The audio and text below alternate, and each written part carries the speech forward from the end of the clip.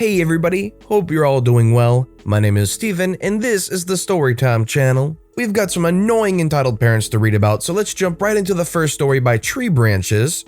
Entitled soccer mom demands I wake up everybody in college dorm because her daughter needs to do laundry.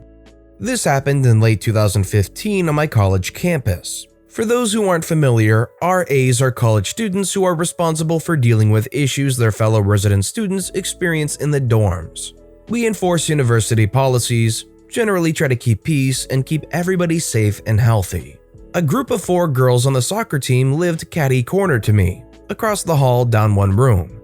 They threw loud parties every week and their guests often trashed our floor as well as threw drinks on my door, ripped down my flyers, etc.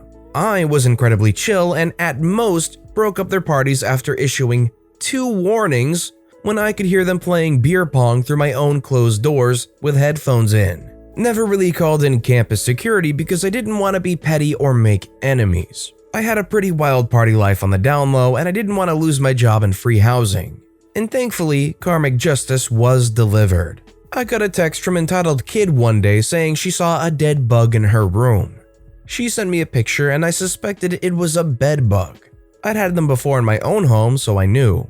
I immediately reported it to the RES Life director and fumigation was scheduled for the next day. This meant that Entitled Kid's whole suite had to clear out for 3 days, as well as the residents across from, next to, above, and beneath them. My roommate and I got to stay put. They were also advised to deep clean their rooms, wash all textiles in hot water, etc. I break the news to Entitled Kid and her roommates in a group chat, and poop immediately hits the fan.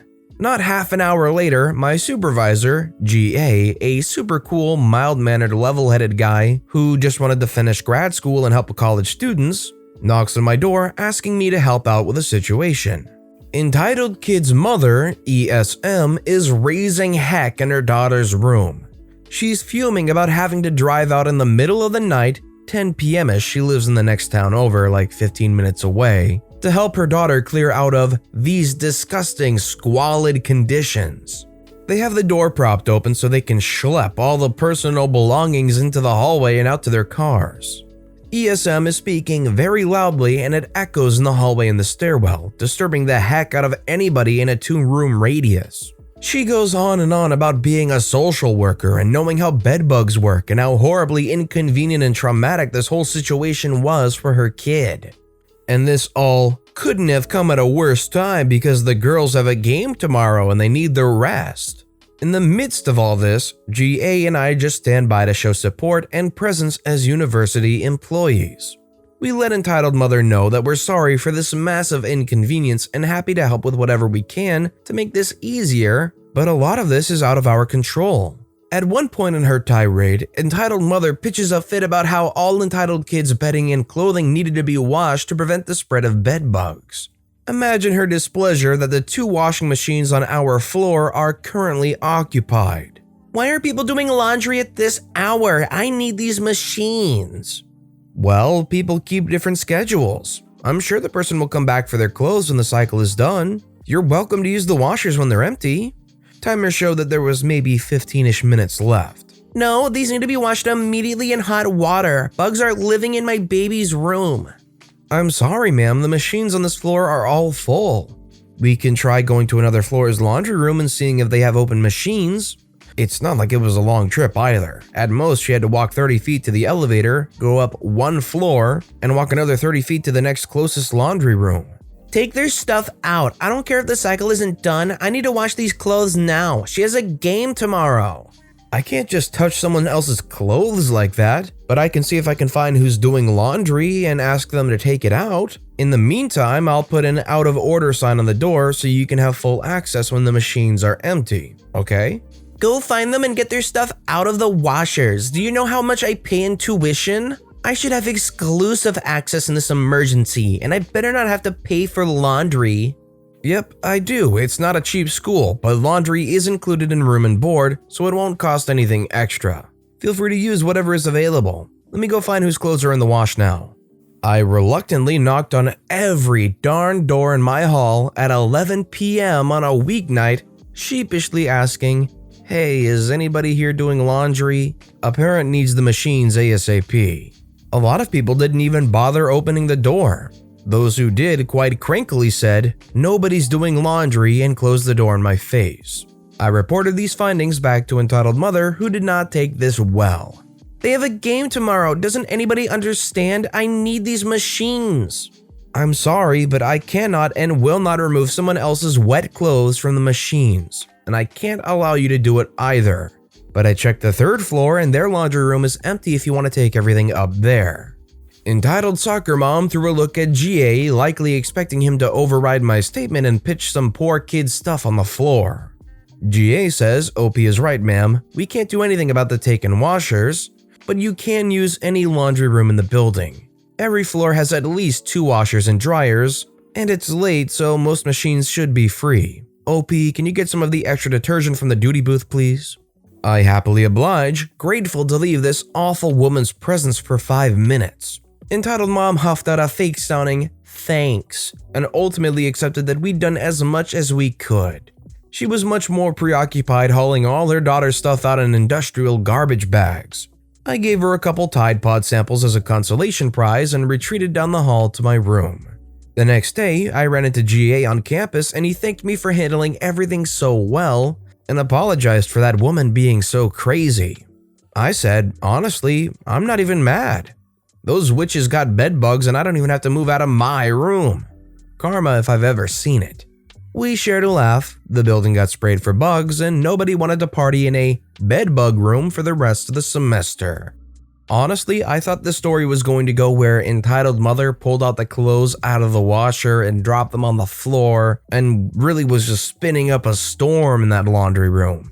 If that was me and I had to go ask for whoever's laundry it was, I probably would have walked away and just kind of lollygagged around for 15 minutes until the laundry was done anyways and then came back like, "Oh, I couldn't find anybody."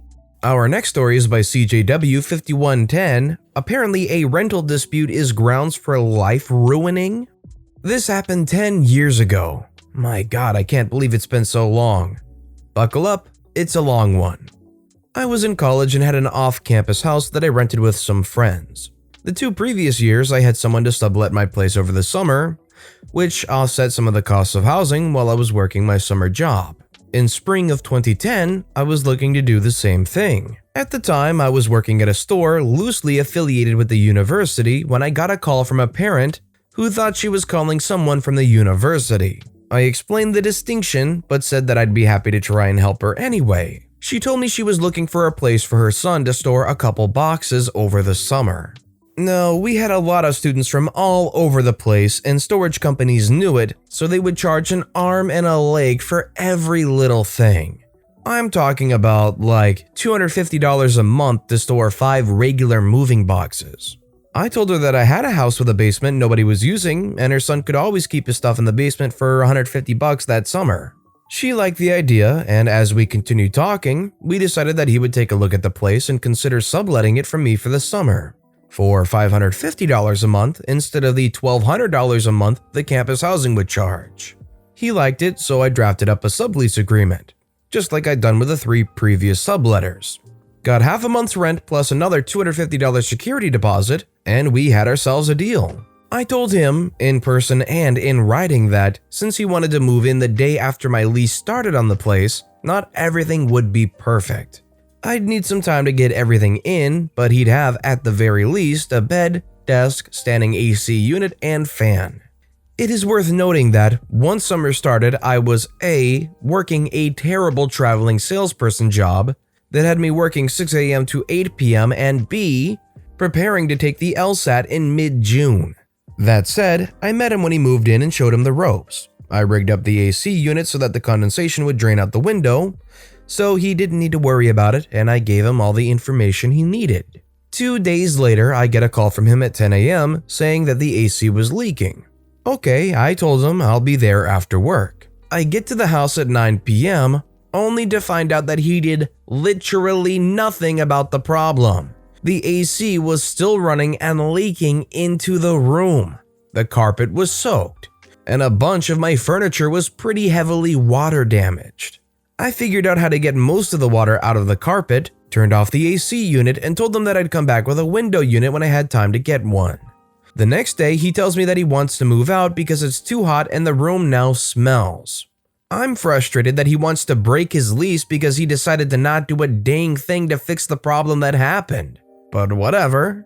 I went to the place to talk through the next steps, and here was our interaction. I get that you want to leave, but we have a contract. What is your expectation about the money? My mom pays that. Since I was only here a few days, you should refund the $475 I already paid you. That isn't really realistic. You damaged my room and are breaking the lease. I can offer you $100. You can keep your stuff here. Just let me know when you want it and I'll let you in to get it. Well, I can't really say if that's okay. My mom wrote the check. I didn't sign the contract with your mom. I signed it with you. Your dad witnessed it. But it's not my money. I don't know if this is okay. Like I said, my contract is with you. It doesn't matter who pays me. The payment is on your behalf. Okay, I'll see what she says. He took my check and gave me back my key. I thought the matter was over. It wasn't. Within an hour, I got multiple calls from both of his parents. One was from his dad, who told me he was an attorney and he would sue me for the $375 I stole from them. The other was from his mom, who told me that she was going to 1. Call the school and have me expelled, 2. Call future employers and have any job offers rescinded, 3. Sue me and make me pay back everything and more, 4. Have me arrested for theft.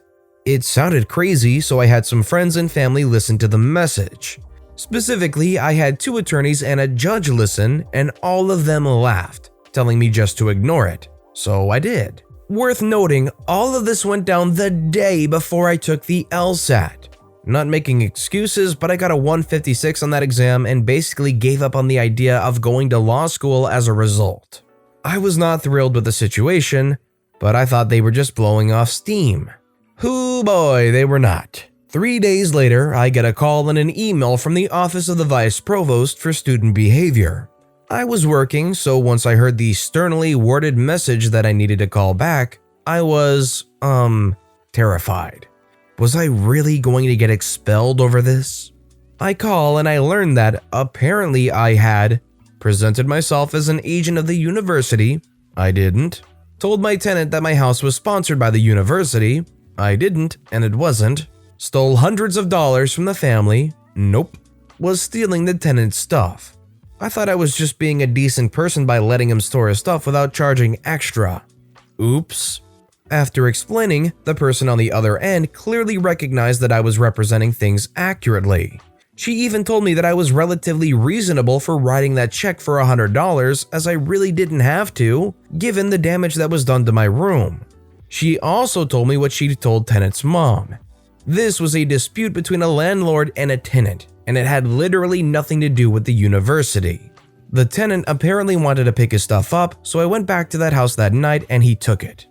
But it wasn't over. In September, I got another email, this time telling me to appear in person. Again, I got nervous as hell. Once I walked in, the person rolled her eyes and said that she just wanted to have me come in so she could tell this tenant's mom she talked to me so that the woman would stop calling. Apparently, she'd called no fewer than a dozen times, but it still wasn't over. In December, my parents got a handwritten letter informing them of the tactics I was using to bully and intimidate the tenant and his parents. As with the other letters, emails, phone calls, and miscellaneous threats, I ignored them. No lawsuit came, they lived across the country, and there's no way that a small claims court would have me reimburse $375 and pay $1,000 for round-trip airfare and hotels. I honestly would have been impressed if they decided to sue me on principle. The matter finally went away without the ruining of my life, my expulsion from school, rescinding of any job offers, or, well, any other consequences, but yowza, that was a bonanza of stuff. Let's be honest, if you were in this situation and you were coming into that office, what do you think would be going down? Would you think you're going to have to pay a lot of money when you know you're justifiably in the right? Would you fight it till the end? Let me know in the comments down below. And our final story of the day is by Suhaib17. Family of douches gets annoyed at me for doing my job. So I work as a cashier at a pizza place and I've had my fair share of Karens, including one that called the cops. Check my first story here. But today was special. It was busy as freak and in comes the douche family. complete with a Darren, a Karen, and their offspring. No masks, of course. So Karen's already making a fuss that they have to hurry and the line's taking too long, but I ignore them and continue taking orders, and eventually it's their turn. Darren starts rambling on about how I'm too slow and that they're in a rush, but I silently just take it and take their order. Their order rounded up to $27, and when I ask them how they will pay, they say cash. Then, Karen pulls out her coin pouch and dumps out an avalanche of change. So now I'm fuming because I hate this type of stuff, and when the order is $27 freaking dollars, it'll be a pain. She slides the change to me and says that I'll cover it, so the cogs in my scheming brain start turning. I decide to be a good cashier and count the change slowly just to make sure I have the right amount. And then I just accidentally ended up messing up and had to restart. Karen was fuming at this point, but I just told her with my customer service voice, "Sorry ma'am, but I need to make sure this is the correct amount." I could hear snickering from the other customers who already paid, and thankfully, Douche family was the last to order, so I decided to punish them for their entitlement a tad bit more. I then dropped the change and took my time picking them up and handed them their receipt. The Douches spent more time ordering than waiting for their pizza. Was I being a tick? Yes. Did they deserve it? Yes. Update: my boss texted me and told me the family of Douche made a complaint and said I was being rude. Worth it. Yeah, I think OP's completely in the right here. If somebody's gonna come into a place, be rude, be impatient, be pushy, and then dump $27 worth of change on the counter for you, I have no remorse for OP making them wait a needlessly long amount of time. But with that being said, that's all the time we have for today, so if you have a favorite story of the day, let me know which story and why in the comments down below. But besides that, if you enjoyed the video, please consider giving it a like, and subscribe and turn notifications on if you haven't. All of those things help the channel grow immensely, so thank you no matter what you did. Whether you just watched the video, whether you liked, subscribed, whatever you did. Thank you all so very much for supporting me right here on the Storytime channel. That said, I hope you all have a wonderful day, and I'll see you all next time right here.